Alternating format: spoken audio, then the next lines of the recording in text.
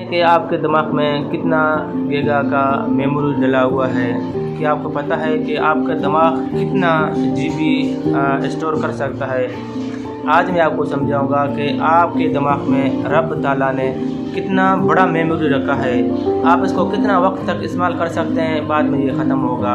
तो आपने सुना होगा कुरान करीम का आयत है, फबिअय्यि आलाइ रब्बिकुमा तुकज़्ज़िबान। तो तुम अपने परवरदिगार की कौन कौन सी नेमत को जुटलाओगे। आइज़, ये आंखें हैं, इसके अंदर कितने कैमरे हैं और ये कितना वक्त तक चलेगा और कितना दूर तक काम करेगा, इसके लिए मैं वीडियो अपलोड कर चुका हूँ।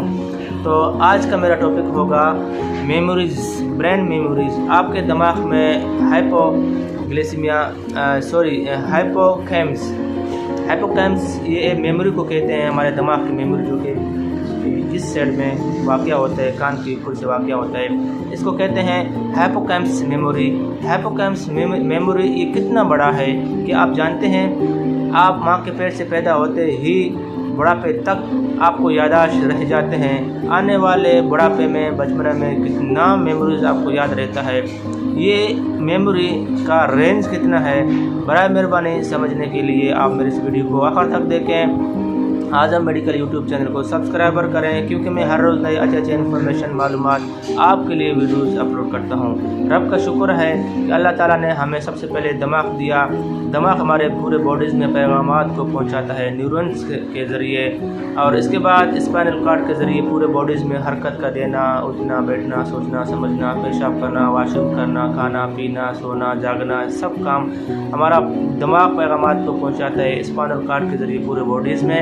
हमारे जिस्म, हमारे सर में, हमारे ब्रेन में कितना बड़ा मेमोरी कार्ड है। ये मेमोरी कार्ड को बोलते हैं हाइपोकैम्पस।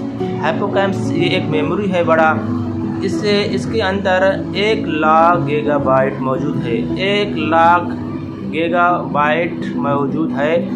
इसको आसान लफ्ज़ों में 300 साल तक मुसलसल एक वीडियो चलाओ, 3 साल तक वो वीडियो चलता रहे। इतना बड़ा मेमोरी कार्ड रब ताला ने आपके दिमाग में फिट किया।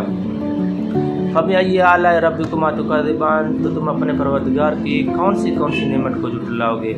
तो ठीक इसी तरह इंसान जब खाना खाता है, खाना खाते ही एक खुश्क रोटी है, वो अपने आप तर हो जाता है, गीला होता है, दांत इसको पकड़ते हैं और बड़े मोटे दांत इसको चबाते हैं। इसके बाद फिर ये सलावा निकलते हैं, ये चिकनाहट आ जाती है, इसमें पानी आ जाता है और नरम मुलायम होता है, और फिर ये इसोफेगस में जाके मैदे में हज़म होता है, और हमारे पूरी बॉडीज़ में न्यूट्रिएंट्स, आयरन्स, पोटाशियम्स, कैल्शियम सारे खुराक बन जाते हैं। तो फबिअय्यि आलाइ रब्बिकुमा तुकज़्ज़िबान। तो तुम अपने परवरदिगार की कौन सी नेमत को जुटलाओगे।